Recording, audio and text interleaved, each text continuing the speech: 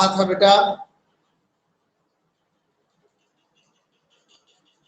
वह पदार्थ जो विलायक में घोलने पर आयनों में टूट जाते हैं उन्हें वैद्युत अपघट्य कहते हैं, ऐसा आपने जाना। अब ये जो बेटा वैद्युत अपघट्य जो होते हैं, जो वैद्युत अपघट्य होते हैं, ये दो प्रकार के होते हैं।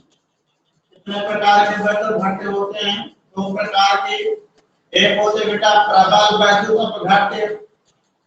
क्या होते हैं? प्रबल वैद्युत अपघट्य। और दूसरे होते हैं बेटा दुर्बल विद्युत अपघट्य। दुर्बल विद्युत अपघट्य। ठीक है। आपके जो वैद्युत अपघट्य हैं वो दो प्रकार के हैं। एक है आपके पास प्रबल वैद्युत अपघट्य और दूसरा है बेटा आपका दुर्बल वैद्युत अपघट्य। तब प्रबल वैद्युत अपघट्य क्या है, दुर्बल वैद्युत अपघट्य क्या होते हैं? बेटा जो प्रबल वैद्युत अपघट्य होते हैं उनमें आयनन की मात्रा अधिक होती है, यानी कि आसानी से आयनित हो जाते हैं और इनमें जो आयन बनते हैं वो ज्यादा बनते हैं। इसमें याद रखना है, लिखने वाली चीज नहीं है। प्रबल वैद्युत अपघट्य का मतलब क्या है? ऐसे वैद्युत अपघट्य जिनमें आयन की मात्रा अधिक होती है उन्हें आप क्या कहते हो? प्रबल वैद्युत अपघट्य कहते हो। और जिनमें आयन की मात्रा कम होती है उन्हें आप दुर्बल विद्युत अपघट्य कहते हैं। ठीक है। तो बेटा यहाँ पर इस चीज को समझ लेना है कि माने जिसमें आयनों की मात्रा कम होगी, जिसमें आयनों की मात्रा कम होगी उसे आप क्या कहोगे? प्रबल। नहीं, जिसमें आयनों की मात्रा कम होगी उसे आप दुर्बल विद्युत अपघट्य कहोगे। और जिनमें मात्रा ज्यादा होगी आयनों की उन्हें आप प्रबल वैद्युत अपघट्य कहेंगे। ठीक है। अब देखिए ये प्रबल वैद्युत अपघट्य जो होते हैं बेटा इनकी चालकता उच्च होती है। जो प्रबल वैद्युत अपघट्य होते हैं इनकी चालकता उच्च होती है और जो दुर्बल विद्युत अपघट्य होते हैं इनकी चालकता निम्न होती है। ऐसा क्यों होता है? क्यों? क्योंकि आपने पढ़ा है कि जो आवेश का चालन होता है वो आयनों द्वारा या फिर इलेक्ट्रॉनों द्वारा होता है। तो जितने ज्यादा आयन होंगे उतनी ही धारा ले जाई जाएगी और जितने आयन कम होंगे उतनी ही धारा कम जाएगी। तो भाई ये तो ट्रांसपोर्ट का काम करते हैं, ले जा जितनी सवारियां होंगी उतने, जितने मतलब संसाधन होंगे, जितने साधन होंगे उतनी सवारी बैठ के उसमें जा सकेंगी। ठीक उसी प्रकार से जितने आयन होंगे जितने अधिक होंगे उतनी ही धारा अधिक जाएगी। तो इसलिए जो बेटा प्रबल वैद्युत अपघट्य होते हैं इनमें आयनों की मात्रा अधिक होने से इनमें बेटा जो धारा होती है, इनकी जो चालकता होती है वो उच्च होती है और इनमें आयनों की मात्रा कम होती है दुर्बल विद्युत अपघट्य में। इसलिए इनमें जो इनका बेटा चालकता होती है वो कम होती है। ठीक है। अब देखिए कौन कौन से प्रबल बेटा चालक हैं, कौन कौन से दुर्बल हैं, थोड़ा उनके बारे में लिख लीजिए। अब जैसे बेटा मान लीजिए हम सल्फ्यूरिक अम्ल की बात करते हैं, नाइट्रिक अम्ल की बात करते हैं, HCl की बात करते हैं। मैंने क्या कहा? सल्फ्यूरिक अम्ल बेटा HCl, नाइट्रिक अम्ल और HCl ये क्या होते हैं? ये बेटा प्रबल आपके वैद्युत अपघट्य होते हैं, प्रबल वैद्युत अपघट्य हैं। ठीक है। ये प्रबल अम्ल जो होते हैं बेटा ध्यान रहे ये प्रबल अम्ल हैं। ये क्या है? प्रबल अम्ल। और ये प्रबल वैद्युत अपघट्य होते हैं। कौन कौन से? सल्फ्यूरिक अम्ल, नाइट्रिक अम्ल और हाइड्रोक्लोरिक अम्ल। ये जो है अम्ल हैं जो क्या होते हैं? प्रबल वैद्युत अपघट्य होते हैं। इसी प्रकार से अगर हम क्षार की बात करें तो जैसे बेटा सोडियम हाइड्रोक्साइड यानी AOH और पोटेशियम हाइड्रोक्साइड ये बेटा क्या होते हैं? क्षार होते हैं और ये भी क्या होते हैं? प्रबल वैद्युत अपघट्य होते हैं। ठीक है। सोडियम हाइड्रोक्साइड है, पोटेशियम हाइड्रोक्साइड है, ये ऐसे क्षार हैं जो प्रबल वैद्युत अपघट्य होते हैं। इसके अलावा अब बेटा ऐसे हम लवण की बात करें तो सोडियम क्लोराइड क्या है बेटा? NaCl है और पोटेशियम क्लोराइड है, ये लवण होते हैं और ये लवण भी क्या होते हैं बेटा, प्रबल वैद्युत अपघट्य होते हैं। तो आपने जाना कि प्रबल वैद्युत अपघट्य में प्रबल अम्ल कौन कौन से हैं, तो ये बेटा क्या है, ये अम्ल है, क्या है, अम्ल है, ये अम्ल है जो प्रबल वैद्युत अपघट्य है। कौन कौन से, सल्फ्यूरिक अम्ल, नाइट्रिक अम्ल और हाइड्रोक्लोरिक अम्ल। उसी प्रकार सोडियम हाइड्रोक्साइड, पोटेशियम हाइड्रोक्साइड, ये दोनों क्षार हैं और ये क्षार भी क्या है बेटा, प्रबल वैद्युत अपघट्य है। इसी प्रकार से ये सोडियम क्लोराइड है और ये बेटा पोटेशियम क्लोराइड है, ये भी क्या है, ये लवण है और ये प्रबल वैद्युत अपघट्य है। मतलब ये है कि ये आसानी से जो है अपने आयनों में टूट जाते हैं और ये अधिक मात्रा में आयन बनाते हैं, इसलिए इनकी चालकता बहुत अधिक होती है। ठीक है, अब बेटा हम बात करते हैं दुर्बल विद्युत अपघट्य की। तो दुर्बल विद्युत अपघट्य के बारे में मैंने बताया कि इनका जो आयनन होता है वो कम होता है। क्या होता है, आयनन कम होता है। तो ऐसे कौन कौन से पदार्थ हो सकते हैं, कुछ उदाहरण बताएंगे। जैसे बेटा मैंने कहा HCl, क्या है, HCl है। अब इसमें देखो ये क्या है, हाइड्रोजन है, तो क्या होगा, ये अम्ल है ना। ये कैसा अम्ल है, दुर्बल अम्ल है। ठीक है, हाइड्रोजन साइनाइड कैसा है बेटा, ये एक आपका दुर्बल अम्ल है। इसी प्रकार से जो बोरिक अम्ल होता है आपका, जो बेटा बोरिक अम्ल होता है H3BO3, ठीक है, H3BO3, ये भी क्या है बेटा, एक प्रकार का अम्ल है और ये भी दुर्बल होता है। ठीक है, ये भी दुर्बल विद्युत अपघट्य होता है। इसी प्रकार से देखिए, जैसे हम बात कर लेते हैं बेटा अमोनिया की। क्या है, अमोनिया, ये NH3 और ये क्षारीय होती है। क्या होती है बेटा, ये क्षारीय होती है। तो ये भी क्या है आपकी, ये दुर्बल विद्युत अपघट्य। ठीक है, तो ये कुछ उदाहरण थे आपके के दुर्बल विद्युत अपघट्य के और प्रबल विद्युत अपघट्य के। ठीक है, अब बेटा विद्युत अपघटनी विलयन में चालकत्व का मतलब क्या है, क्या होता है चालकत्व। चालकत्व को हम चालकता भी कहते हैं, चालकत्व को हम क्या कहते हैं, चालकता भी कहते हैं। इस चीज का ध्यान रखेंगे बेटा, अब हम पढ़ने जा रहे हैं।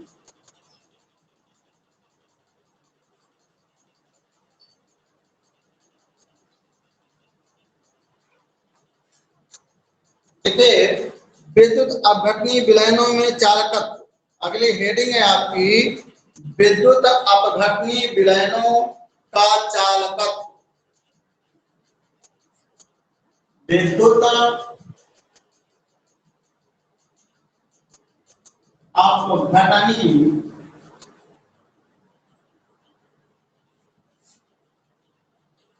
विलयनों का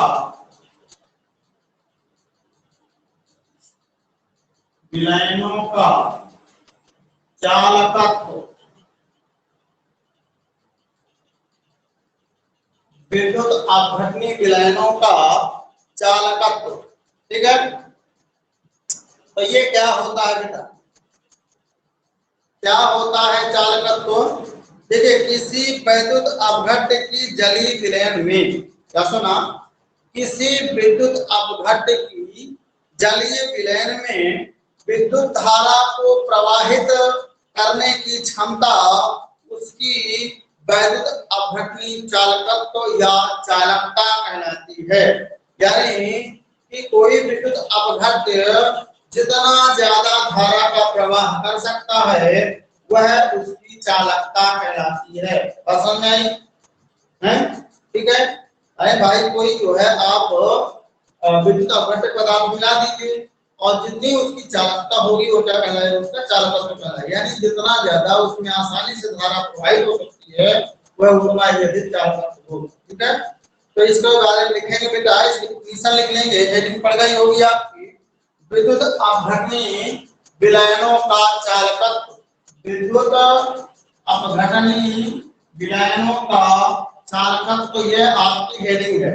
अब इसमें आपको लिखना है किसी वैद्युत अपघट्य की जलीय विलयन में, किसी वैद्युत अपघट्य की जलीय विलयन में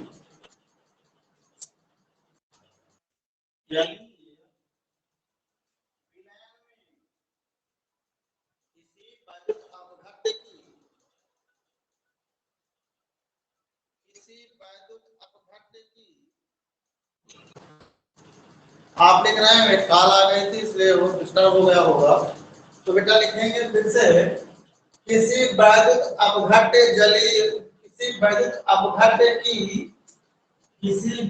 अपघट्य की जलीय विलयन में विद्युत धारा को प्रवाहित करने की क्षमता जलीय विलयन में विद्युत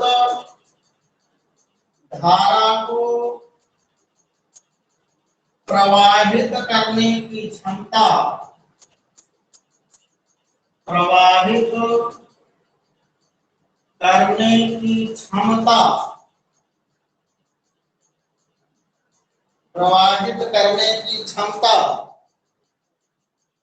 उसका वैद्युत अपघटनीय चालकत्व कहलाती है। उसका वैद्युत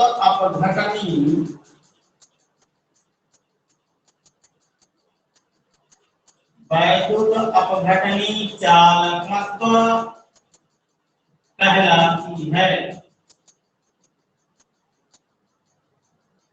ठीक है,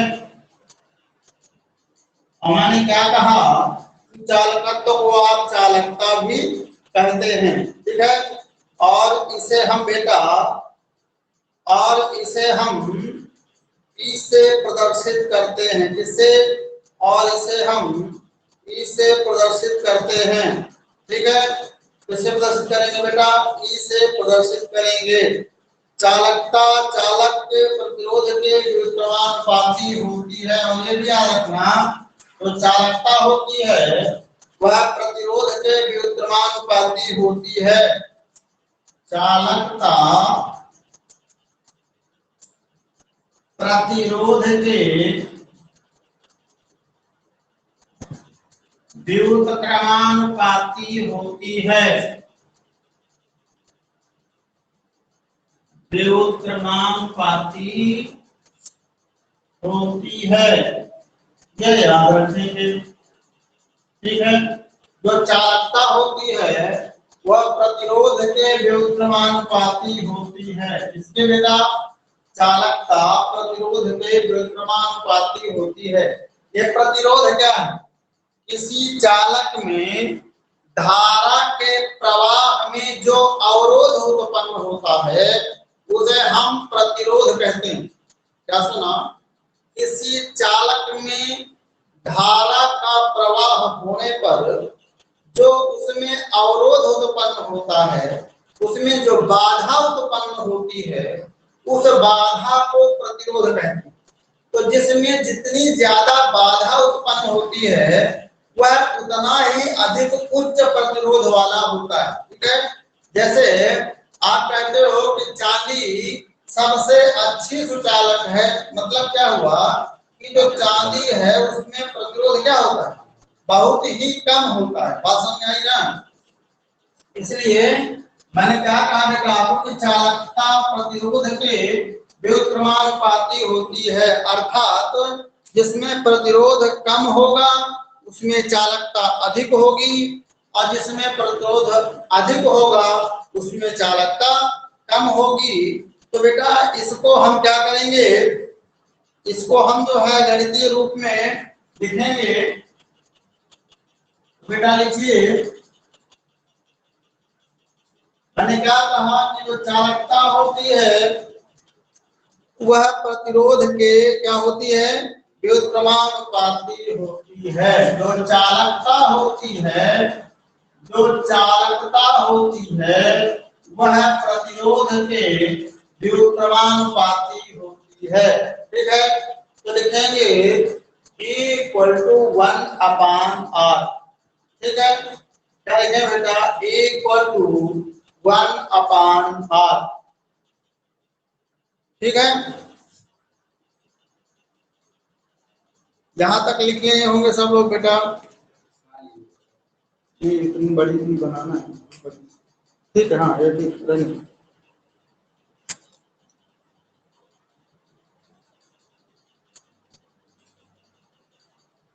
अब देखिए बेटा, ओम का नियम आपका पुराना नियम है। ओम का नियम आप लोगों ने बहुत अच्छे से पढ़ा था हाई स्कूल में, है ना, कि यदि किसी चालक के भौतिक परिस्थितियों जैसे उसके ताप दाब तथा लंबाई आदि में परिवर्तन न किया जाए, ठीक है, तो जो बेटा उसमें धारा होती है वह विभवांतर के समानुपाती होती है।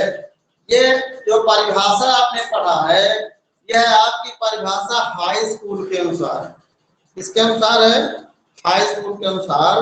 मैंने क्या कहा कि आप लोगों ने पढ़ा था कि किसी चालक की भौतिक परिस्थितियों जैसे उसके ताप दाब तथा उसकी लंबाई में परिवर्तन न किया जाए तब उसमें बहने वाली धारा उसमें उत्पन्न विभवांतर के समानुपाती होती है। यहाँ थोड़ा सा आपको अलग थोड़ा सा है वही चीज सब, लेकिन थोड़ी सी और सरल भाषा है। यहाँ पर देख लीजिए, मैं आपको बता दे रहा हूँ। बेटा लिखेंगे आप, अगली हेडिंग डालिएगा बेटा, थोड़ा सा ओम का नियम आपको काम आने वाला है आगे, इसे लिख लेंगे। ओम का नियम क्या कहता है बेटा? ओम का नियम चलिए लिखेंगे, ओम का नियम। क्योंकि बेटा यहाँ सेल पढ़ रहे हैं ना, तो सेल पढ़ेंगे तो धारा आएगी, क्योंकि सेल में धारा बहती है, प्रतिरोध उत्पन्न होगा, विभवांतर होगा, धारा होगी, इसलिए जानना जरूरी, ठीक है। तो ओम का नियम क्या कहता है? किसी सुचालक का विभव उसमें बहने वाली विद्युत धारा के समानुपाती होता है। लिख लेंगे बेटा, ओम का नियम। इस नियम के अनुसार आप लिख रहे हैं, इस नियम के अनुसार किसी सुचालक का विभव, क्या लिख रहे हैं बेटा? किसी सुचालक का विभव, किसी सुचालक का विभव भी, किसी सुचालक का विभव भी उसमें बहने वाली विद्युत धारा, उसमें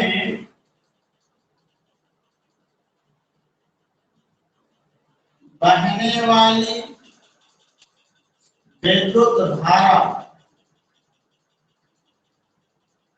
उसमें बहने वाली विद्युत धारा आई के समानुपाती होता है, के समानुपाती होता है, समानुपाती होती है या होता है? होती है, ठीक है। उपरोक्त से, इसलिए बेटा उपरोक्त से क्या लिखोगे? क्या लिखोगे बेटा? बी प्रोपोर्शनल आई लिखोगे, बी प्रोपोर्शनल आई। इसलिए B equal to R I, ठीक है। जहां आर क्या है? जहां आर क्या है? प्रतिरोध होता है। जहां आर क्या है? जहां आर क्या है बेटा? प्रतिरोध है। जहां आर प्रतिरोध है, ठीक है। आप लिख रहे हैं, किसी सुचालक का विभव भी उसमें बहने वाली विद्युत धारा आई के समानुपाती होता है। अतः उपरोक्त से बी समानुपाती आई, इसलिए B equal to R I. जहां आर प्रतिरोध है, जहां आर प्रतिरोध है। अब बेटा आप देखो, अब इसमें क्या है, इसलिए आप लिख सकते हो बेटा कि अगर आप इसी को लिख लो आर आई, लिख सकते हैं R I equal to B, इसलिए आर बराबर बी अपॉन आई, यानी प्रतिरोध बराबर विभवांतर, क्या है बेटा, विभवांतर बटे उसमें बहने वाली धारा। ठीक है,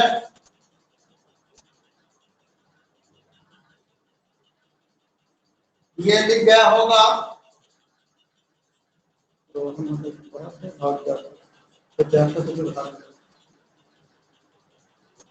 क्या है किरण, सो गई थी क्या? सर। हाँ सो ले बेटा सो ले, तो डांटने वाला तो है नहीं, सो ले सो ले। सर है मेरी दादी। दादी का जाने बेचारे, काम पढ़ा रहा है, आराम से जी करो।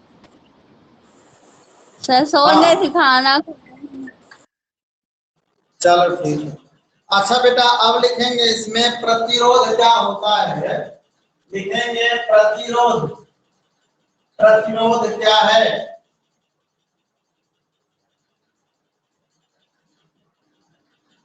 प्रतिरोध किसे कहते हैं भाई, कोई तुझे बताएगा क्या?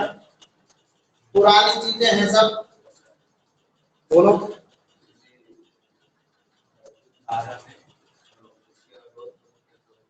है? हाँ शाबाश, ठीक। देखिए बेटा इसमें किसी वैद्युत अपघटन में वैद्युत धारा प्रवाहित करने पर, इसी वैद्युत अपघटन में, ध्यान में लिखेंगे, किसी वैद्युत अपघटन में,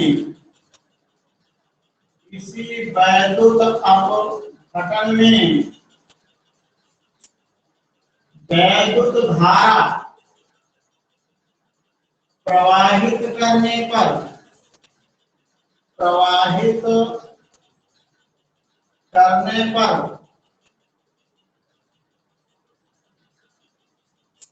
धारा के प्रवाह में, धारा के प्रवाह में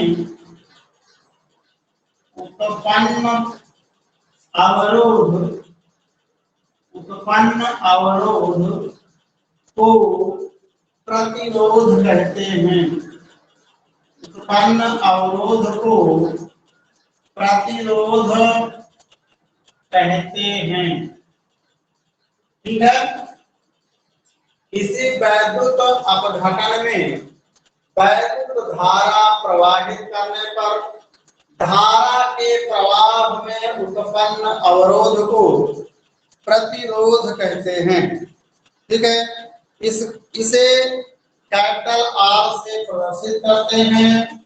इसे कैसे प्रदर्शित करते हैं बेटा, इसे कैपिटल आर से प्रदर्शित करते हैं, प्रदर्शित करते हैं। ठीक है, अब प्रतिरोध का मात्रक क्या होता है, ओम।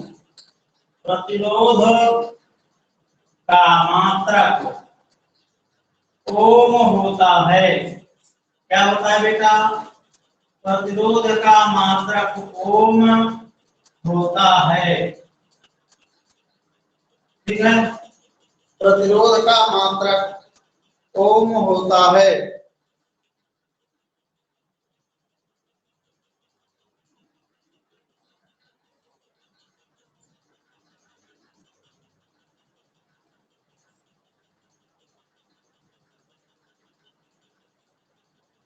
मिल गया?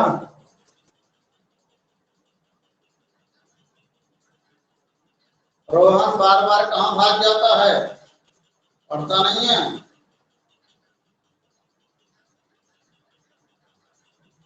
एक बार ज्वाइन होता है, एक बार भाग जाता है। ज्यादा पढ़ लेता है क्या?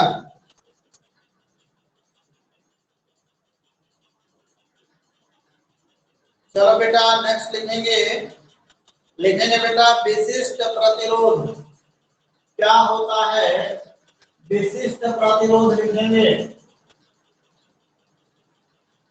विशिष्ट प्रतिरोध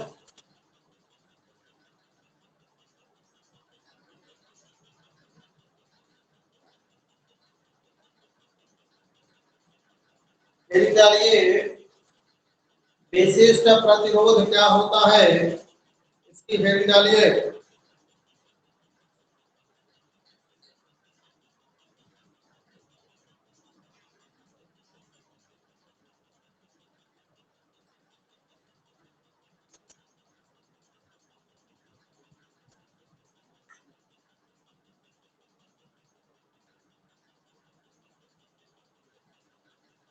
विशिष्ट प्रतिरोध, specific resistance,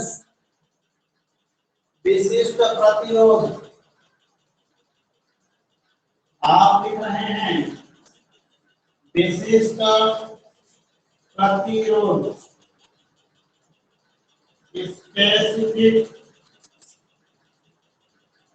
resistance, specific resistance, specific resistance,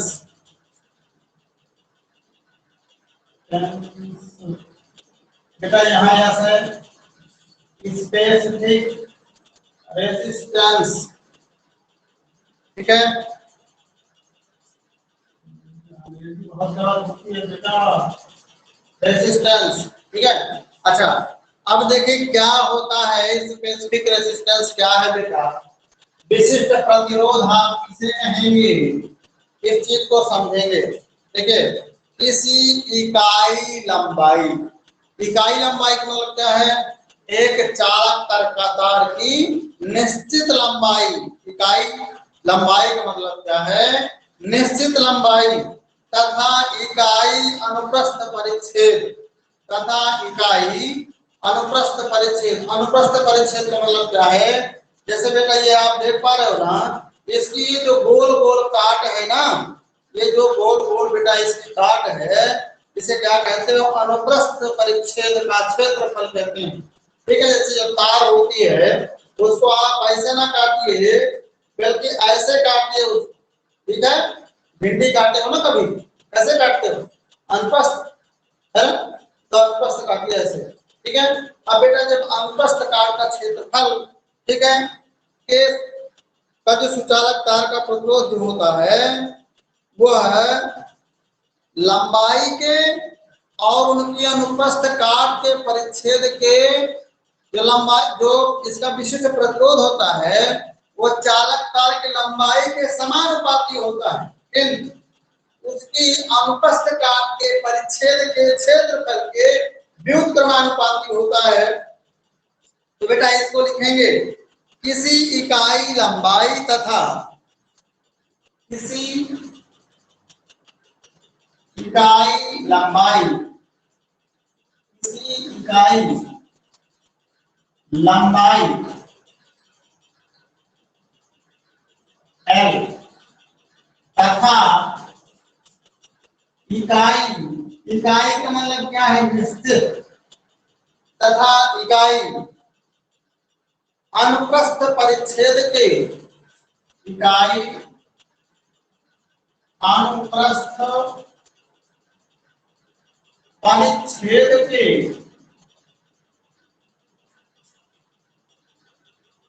क्षेत्रफल कैपिटल ए, अनुप्रस्थ परिच्छेद के क्षेत्रफल के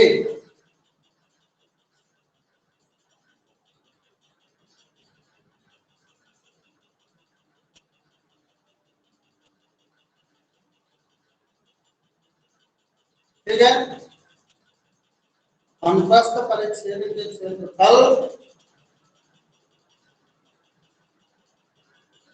उसका विशिष्ट किसी इकाई लंबाई L तथा इकाई अनुप्रस्थ परिच्छेद के क्षेत्रफल के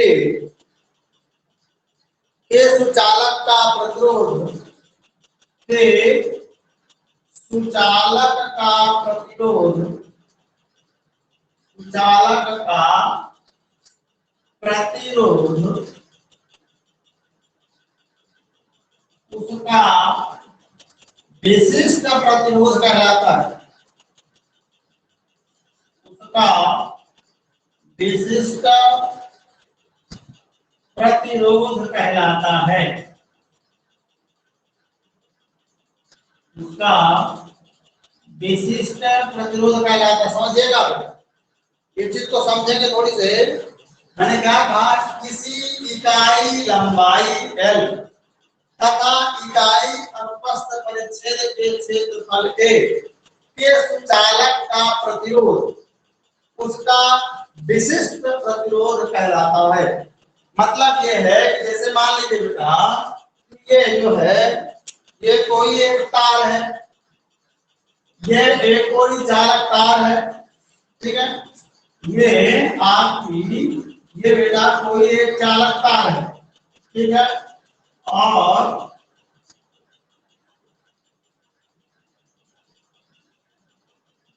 ये चालक तार हो गई।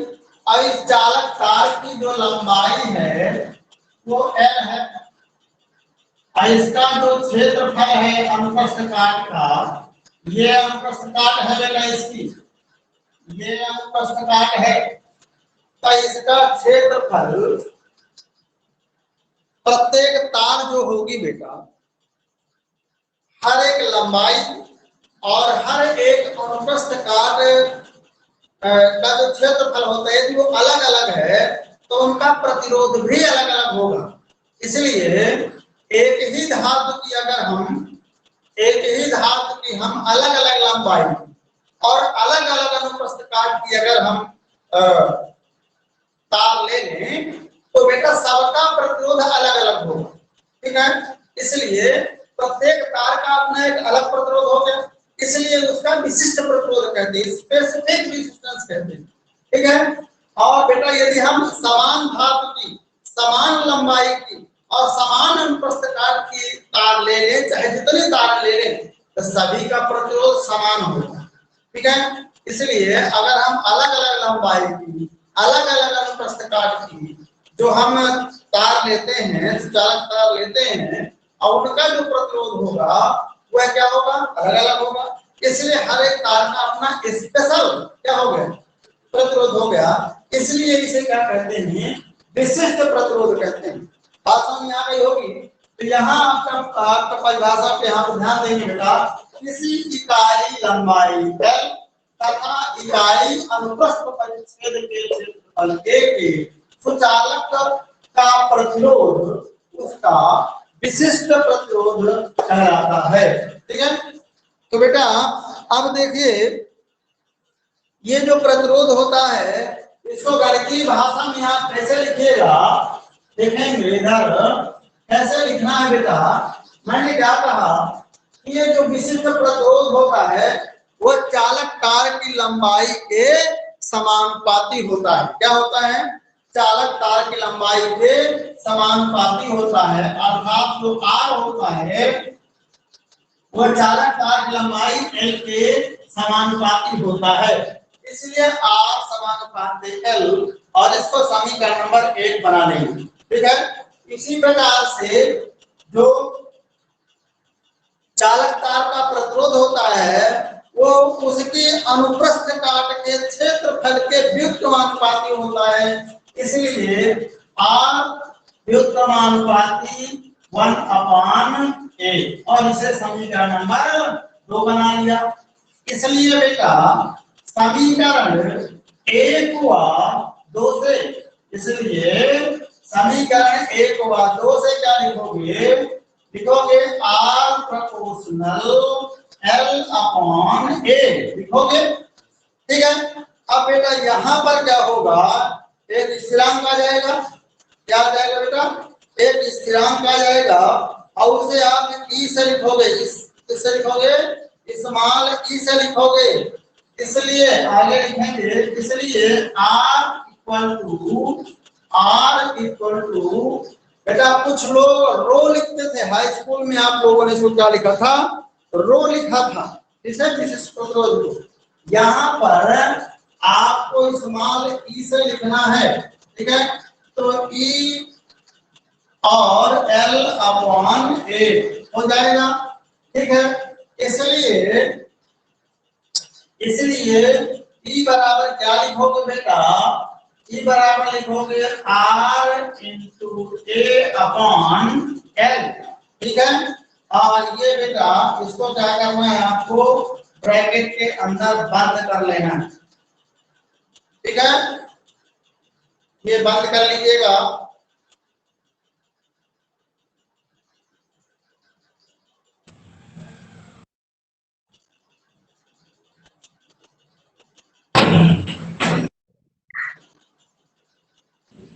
हो गया सर। हो गया, ठीक। अच्छा, अब देखो बेटा क्या करना है, ये तो आप सब जानते हो ना कि आर बराबर क्या है, ई बराबर क्या है बेटा, विशिष्ट प्रतिरोध हो गया, क्या विशिष्ट प्रतिरोध हो गया,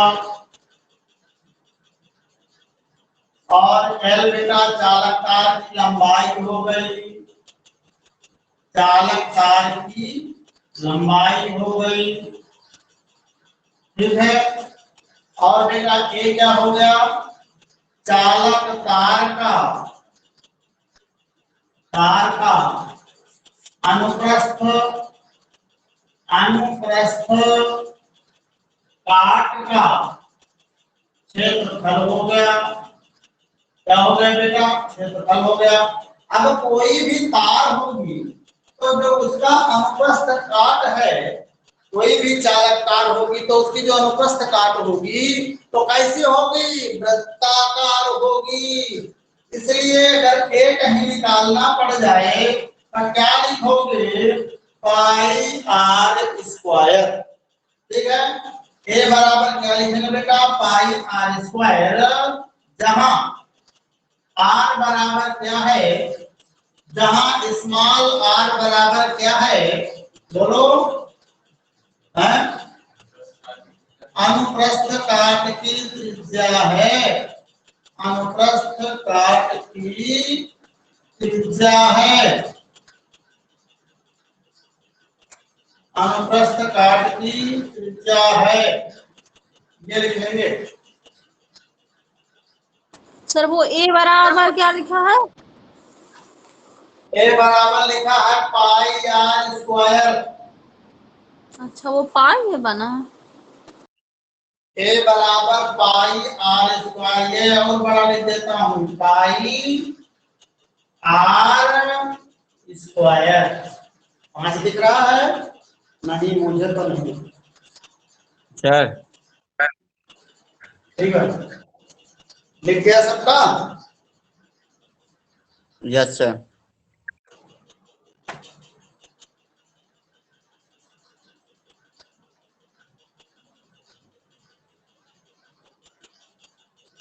ठीक है बेटा, आगे चलिए।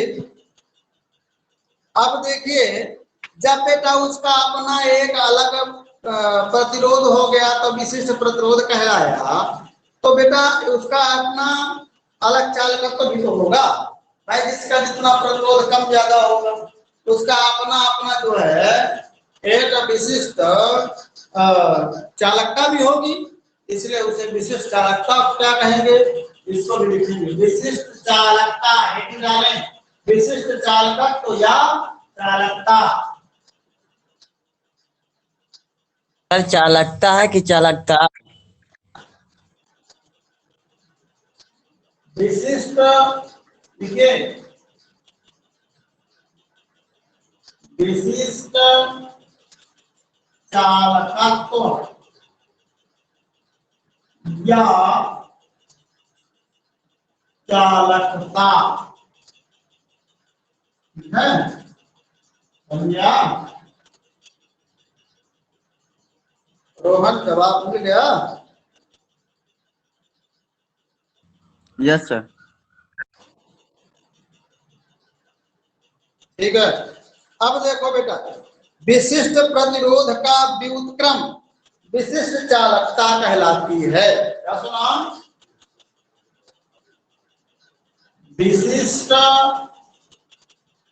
प्रतिरोध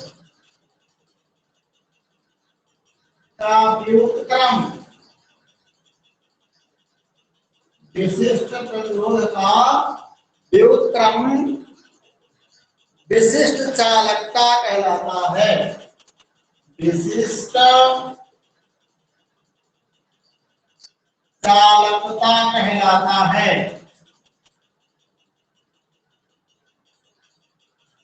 विशिष्ट चालकता कहलाता है। ये लिखिए, विशिष्ट प्रतिरोध का व्युत्क्रम विशिष्ट चालकता कहलाता है। उसी का उल्टा कर देना। तो देख बेटा, इसलिए विशिष्ट चालकता को कैसे लिखते हैं बेटा? कैसे कैसे लिखते हैं? लिखे इसे, इसे लिखेंगे इसे इसे कप्पा, क्या बोल रहा हूं? कप्पा, ये इसे कप्पा। ए बेटा बप्पा ना लिखिएगा, कप्पा बोल रहा हूं, कप्पा। ये लिखा है कप्पा, कोई बप्पा नहीं कहेगा। कप्पा। हाँ जी।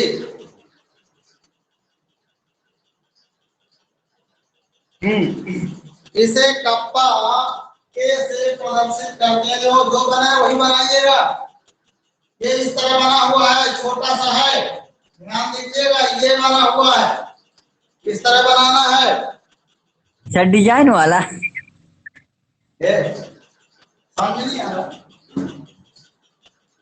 देख, ये ऐसे बनाया,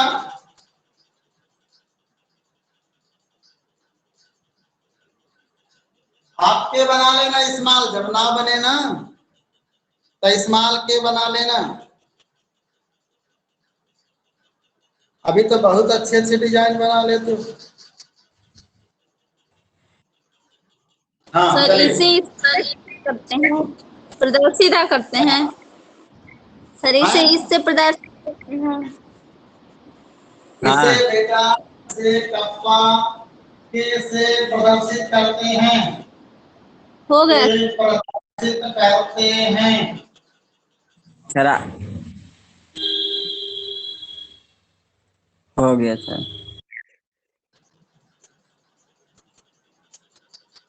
ठीक है। अब देखो बेटा, इसलिए a इक्वल टू 1/e लिखोगे।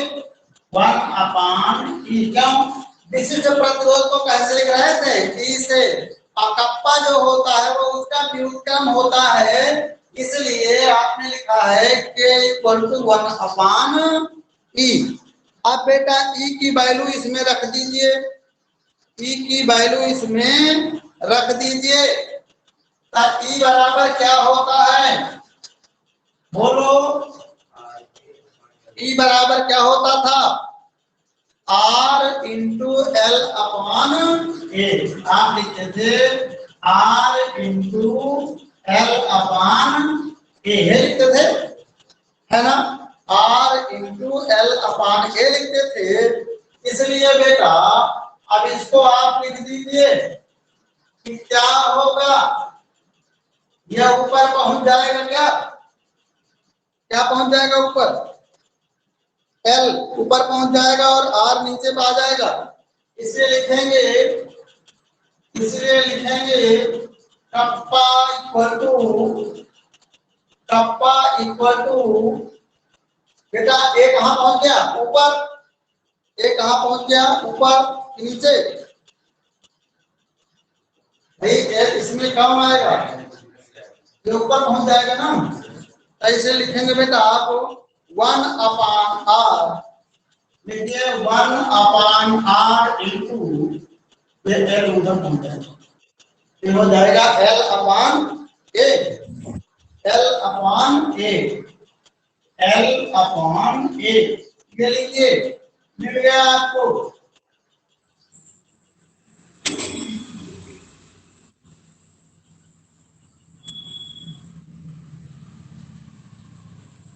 अगर ये लिख गया हो तो लिखें अब इसके नीचे लिखना है जहां जहां के बराबर, जहां टप्पा बराबर क्या है, विशिष्ट चालकता है। अभी भी मेरी सवाल करवाएंगे, के बराबर विशिष्ट चालकता है। एल बराबर क्या है, दो इलेक्ट्रोडों के बीच की दूरी क्या है, एल बराबर क्या है, दो इलेक्ट्रोडों के बीच की दूरी, या इसी को लिखेंगे लंबाई। सर दो के आगे क्या लिखा है? बोल रहा हूं सुनो, एल बराबर दो इलेक्ट्रोडों के बीच की दूरी या लंबाई, और ए क्या है, इलेक्ट्रोडों का अनुप्रस्थ क्षेत्रफल। ए बराबर क्या है, इलेक्ट्रोडों का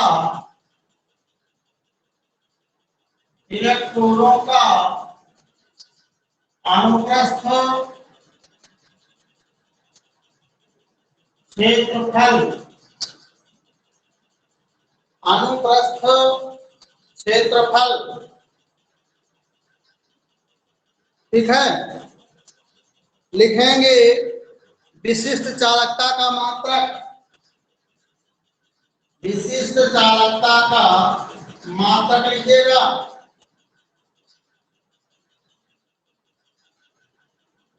विशिष्ट चालकता का मात्रक क्या लिखेंगे, ओम प्रति सेंटीमीटर।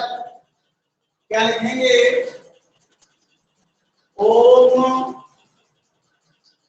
प्रति सेंटीमीटर, ओम प्रति सेंटीमीटर।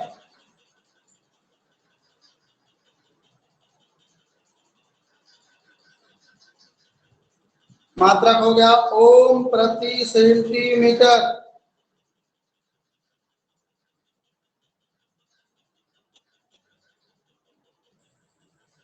टाइम हो गया। लिख गया सबका? ठीक है,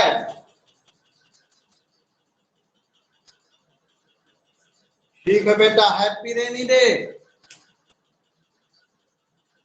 सेम टू यू सर। अब आज की क्लास यहीं तक। सर कल से ओके आपके घर बेटा। पे, क्या बोले? आपके घर पे कल से। कौन सी बात करो? सर बोल रहा है कल से आपके घर आएंगे। हाँ, कल से घर आओ ना, क्यों नहीं आ रहे हो? मैं तो अभी देखो आयुष अभी भी आया है। सर आयुष का घर पास में, हम हैं? आयुष का घर पास में है ना। हाँ, आयुष आया है। ज्यादा हासा ना करो हैं। तुम बस नहीं आते हो। सर सर आए तो ठीक है थे उस बेटा, दिन। Okay, okay take care, bye. Bye bye. नमस्ते। नमस्ते नमस्ते। नमस्ते। नमस्ते, नमस्ते बेटा।